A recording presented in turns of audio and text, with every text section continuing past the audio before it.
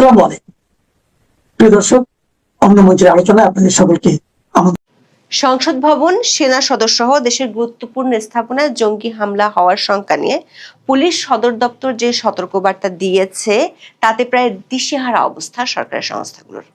বাংলাদেশ পুলিশের counter terrorism and transnational crime বা সিটিটিসির পক্ষ থেকে দাবি করা হয়েছে তারা কাজ করছেন, যদিও সুনির্দিষ্ট করে কোনো সংগঠন বা গোষ্ঠীকে শনাক্ত করার বিষয়ে তথ্য তারা পাননি। পুলিশ ও একাধিক গোয়েন্দা সংস্থা জানতে পেরেছে দেশের নিষিদ্ধ ঘোষিত 3টি জঙ্গি সংগঠন এবং একটি আন্তর্জাতিক জঙ্গি গোষ্ঠী পুরো বিষয়টির সাথে জড়িত আছে। দেশীয় নিষিদ্ধ সংগঠনগুলো হলো নব্য-জেএমবি, আনসারুল্লাহ বাংলা টিম এবং জামাতুল আনসার ফিল হিন্দাল শরকিয়া। বিমান বাহিনীর কয়েকজন সদস্যের সাথে এরই মধ্যে পাকিস্তানি জঙ্গি সংগঠন তেহরিকি তালেবান বা টিটিপির সম্পৃক্ততা খুঁজে পাওয়া যাওয়ায় পুরো বিষয়টি আরও জটিল হয়ে পড়েছে আইন শৃঙ্খলা বাহিনীর জন্য। আইন শৃঙ্খলা বাহিনীর ঊর্ধ্বতন কর্মকর্তারা মনে করেন জুলাই আন্দোলনের সময় এবং 2024 সালের 5ই আগস্টের পর দেশের 17টি কারাগারে হামলা চালিয়ে 79 জঙ্গি পালিয়ে গিয়েছিল। ইনুস সরকারের আমলে 3 উপদেষ্টার প্রত্যক্ষ মদতে প্রায় 350 জঙ্গি জামিন পেয়েছিল। জেল পলাতক আর জামিনে মুক্তি পাওয়া জঙ্গিরা এখন আইন শৃঙ্খলা বাহিনীর জন্য গলার কাটা হয়ে গেছে। তার চেয়ে বড় দুশ্চিন্তার বিষয় হলো অতীতের মতো এসব জঙ্গি সংগঠন পাহাড়ের একটি সন্ত্রাসী গোষ্ঠীও এর সঙ্গে জড়িত থাকতে পারে বলে গোয়েন্দাদের ধারণা। এসব জঙ্গি সংগঠনের শীর্ষ নেতারা এতটাই প্রভাবশালী যে তাদেরকে আবার গ্রেপ্তার করার আগে পুলিশকে কয়েকবার ভাবতে হচ্ছে।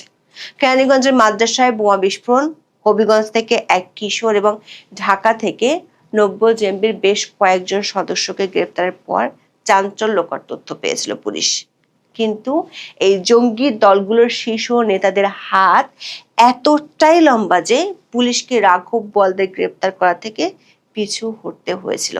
ফলে পুলিশের কাছে জঙ্গি হামলার ভয়াবহ আশঙ্কামূলক তথ্য থাকার পরও তেমন কিছুই করতে পারছে না আইন শৃঙ্খলা বাহিনী। প্রশ্ন হলো, ইনুস আমলের মতোই কি দণ্ডপ্রাপ্ত জঙ্গিরা হেলিকপ্টার যোগে ঘুরে বেড়াবে? বিস্তারিত জানতে চলুন যাওয়া যাক বিশ্লেষণে।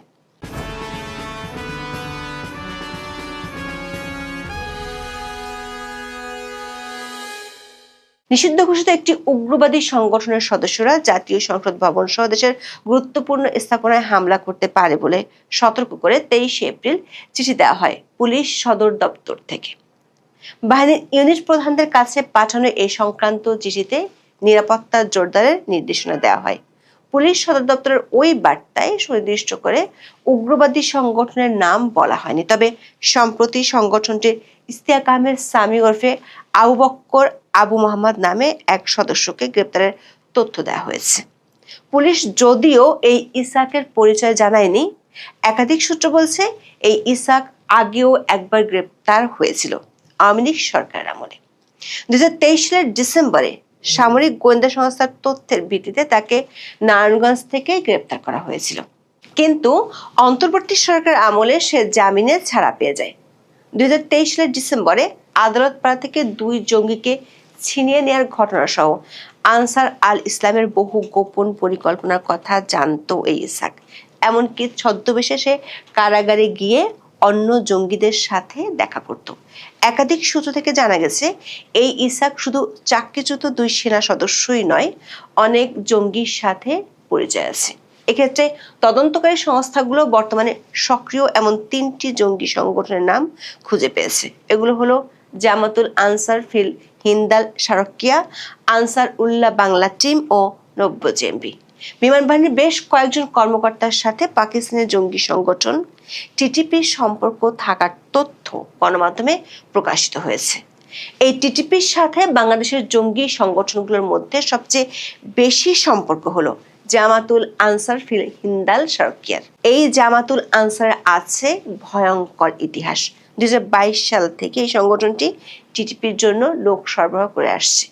পাহাড়ি সন্ত্রাসী গোষ্ঠীর অধীনে অস্ত্র প্রশিক্ষণ নেওয়ার অভিজ্ঞতাও আছে এদের। 2023 সালের 23 জানুয়ারি বিবিসি বাংলায় প্রকাশিত এক খবরে বলা হয় 2022 সালের 23 আগস্ট কুমিল্লার সদর এলাকা থেকে একসাথে 8 জন তরুণ নিখোঁজ হয়। এর 2 দিন পর তাদের পরিবার থানায় সাধারণ ডায়েরি করে। তাদের নিখোঁজ থাকা নিয়ে স্থানীয় সংবাদ মাধ্যমগুলোতেও বেশ কিছু খবর এসেছিল। নিখোঁজ থাকা ওই 8 তরুণের মধ্যে একজন পালিয়ে আসে আর তাকে জিজ্ঞাসাবাদ করে। তার দেওয়া তথ্যের ভিত্তিতে 2023 সালের 5 অক্টোবর নিখোঁজ হওয়া আরেকজন সহ মোট 7 সদস্যকে গ্রেপ্তার করে র্যাব। এই দলটিকে জিজ্ঞাসাবাদের মাধ্যমে র্যাব তখন জামাতুল আনসারের কথা জানতে পারে।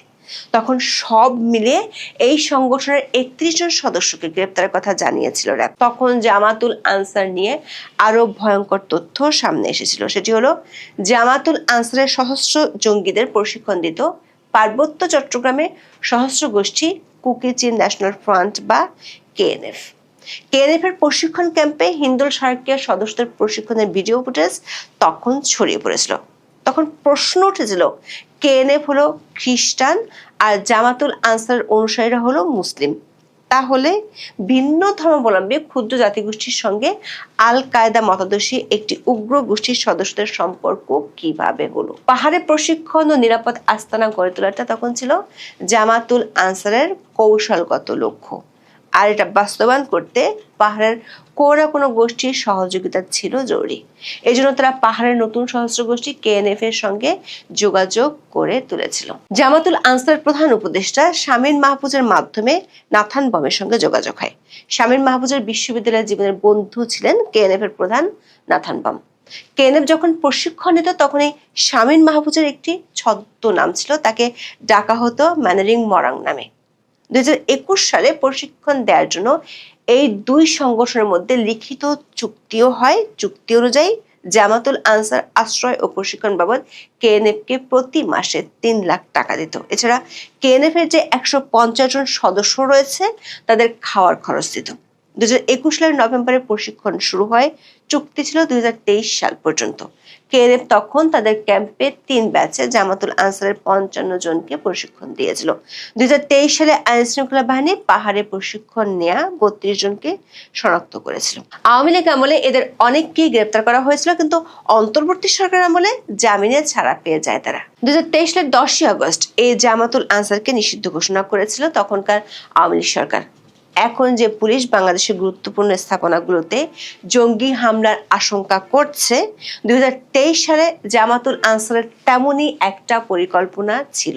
তখন তাদের পরিকল্পনা অনুযায়ী হামলার একটা লক্ষ্যবস্তু ছিল গাজীপুরের কাশিমপুর কেন্দ্রীয় কারাগার। এর কারণ হিসেবে তখন গ্রেপ্তার হওয়া জঙ্গিরা বলেছিল এই কারাগারে তাদের অনেক জঙ্গি নেতা রয়েছেন। কিন্তু 2023 সালে ওই পরিকল্পনা সফল করতে পারেনি জামাতুল আনসারের সদস্যরা। তবে পুলিশের ধারণা, শেখ হাসিনা সরকার পতনের পর 2024 সালের 6 আগস্ট কাশিমপুর কারাগারে যে হামলা হয়েছিল সেটি এই গ্রুপটি করেছিল। ওই দিন গাজীপুরের কাশিমপুর হাই সিকিউরিটি কেন্দ্রীয় কারাগারের বাইরে থেকে দফায় দফায় হামলা চালানো হয়েছিল। তখন কারাগারের ভেতরে কারারক্ষীদের জিম্মি করে বন্দীদের বিক্ষোভের সময় 209 বন্দী পালিয়ে যায়। এই ঘটনায় নিরাপত্তা কর্মীদের গুলিতে 3 জঙ্গি সহ মোট 6 বন্দী নিহত হয়েছিল। পুলিশের ধারণা, জুলাই আন্দোলন ও আওয়ামী লীগের পতনের পর সাতক্ষীরা এবং শেরপুর সহ মোট 17টি কারাগারে হামলা হয়েছিল। এগুলোতে হামলার পেছনে এই জঙ্গিদের হাত আছে এমন তথ্য অন্তর্বর্তী সরকার আমলে দেয়া হয়েছিল, কিন্তু ইউনূসের সরকার তখন বিষয়টি ধামা চাপা দিয়ে দেয়। জামাতুল আনসারের মূল হলেন শামীম মাহফুজ। তাকে আওয়ামী লীগ আমলে পুলিশ বেশ কয়েকবার গ্রেপ্তার করেছিল। প্রথম গ্রেপ্তার হন 2011 সালে। 2014 সালের 13 এপ্রিল থেকে 2018 সালের জানুয়ারি পর্যন্ত শামীম 3 বার নিখোঁজ হন। সবশেষ আওয়ামী লীগ আমলে 2023 সালের 24 জুন রাজধানীর ডেমরা এলাকা থেকে শামীম মাহফুজকে তার স্ত্রী সহ পুলিশ গ্রেপ্তার করেছিল। কিন্তু আওয়ামী লীগ সরকারের পতনের পরই অন্তর্বর্তী সরকার আমলে জামিনে মুক্ত হন এই শামীম মাহফুজ। কিন্তু কিছুদিনের মধ্যেই আবার জঙ্গি তৎপরতায় জড়িয়ে পড়লে একটি বিদেশি দূতাবাসের পক্ষ থেকে সরাসরি অভিযোগ করা হয় তার বিরুদ্ধে। ইউনূসের সরকার বাধ্য হয়ে তখন তাকে গ্রেপ্তার করে। 2025 সালের 15 জুলাই পুলিশের অ্যান্টি টেরোরিজম ইউনিট বা এটিইউ তাকে সন্ত্রাস বিরোধী আইনের মামলায় গ্রেপ্তার করে 5 দিনের রিমান্ডে নিয়েছিল। ওই মামলার এজাহারে আসামিদের সঙ্গে টিটিপির সম্পৃক্ততার একটা অভিযোগ আনা হয়েছিল। 2023 সালের 11 সেপ্টেম্বর দৈনিক প্রথম আলোতে ছাপা হওয়া এক প্রতিবেদনে সিটিডিসির কর্মকর্তাদের বরাত দিয়ে বলা হয়েছে, শামীম মাহফুজ ইসলামী ছাত্র শিবিরে জড়িয়ে পড়ে রংপুর ক্যাডেট কলেজ তাকে বহিষ্কার করেছিল। বিশ্ববিদ্যালয় থেকে পাশ করার পর তিনি জমিয়াতুল মুসলিমিন নামে একটি জঙ্গি গোষ্ঠীর সঙ্গে যুক্ত হন। তিনি আনসারুল্লাহ বাংলা টিমের দুর্ধর্ষ জঙ্গি এজাজ কারগিলের সহযোগী ছিলেন। এজাজের স্ত্রীকে পরে তিনি বিয়েও করেছিলেন। পুলিশের তদন্তে উঠে আসা আরেকটি জঙ্গি সংগঠন হলো আনসারুল্লাহ বাংলা টিম। পুলিশ বলছে 2016 সালে কাশিমপুর কারাগারে হামলার পরিকল্পনা ছিল এই দলটির। 2015 সালের 25শে মে আনসারুল্লাহ বাংলা টিমকে নিষিদ্ধ করা হয়েছিল। এই আনসারুল্লাহ বাংলা টিমের প্রধান ছিলেন জসিমউদ্দিন রহমানী। 2013 সালের 12ই আগস্ট বরগুনা থেকে তাকে গ্রেপ্তার করা হয়েছিল। ব্লগার রাজীব হায়দার হত্যা মামলা তাকে 5 বছরের কারাদণ্ড দিয়েছিলেন ঢাকার একটি আদালত। 2024 সালের 27 অক্টোবর সবগুলো মামলায় জামিন দিয়ে তাকে মুক্তি দেয় ইউনূসের সরকার। বিভিন্ন সময় পুলিশি তদন্তে উঠে এসেছিল আনসারুল্লাহ বাংলা টিমের সদস্যরা জেলে বসে তৎপরতা চালাতো। একাধিক সূত্র বলছে বর্তমানে যে থ্রেটের কথা পুলিশের পক্ষ থেকে বলা হচ্ছে সেটির মূলে যারা আছে তাদেরকে গ্রেপ্তার করা পুলিশের জন্য বেশ কঠিন। এর কারণ হলো অন্তর্বর্তী সরকার আমলে ছাড়া পাওয়া জঙ্গিরা কোথায় আছে তার পূর্ণাঙ্গ তথ্য পুলিশের কাছে নেই। অন্তর্বর্তী সরকার ক্ষমতায় আসার আগে 2024 সালের 5 থেকে 7 আগস্টের মধ্যে দাগী ও সাজাপ্রাপ্ত জঙ্গিরা জেল থেকে পালিয়েছিল। 2024 সালের 17 সেপ্টেম্বর তখনকার IG prison brigadier general Syed Motaher Hossain সংবাদ সম্মেলনে জানিয়েছিলেন বিভিন্ন কারাগার থেকে পালিয়ে যাওয়া বন্দীদের মধ্যে পলাতক, যাবজ্জীবন ও মৃত্যুদণ্ডপ্রাপ্ত আসামি ছিলেন 98 জন। পলাতক বন্দীদের মধ্যে জঙ্গি সম্পৃক্ততার অভিযোগে গ্রেপ্তার 79 জন ছিলেন। এর মধ্যে সাজাপ্রাপ্ত জঙ্গি ছিলেন 9 জন।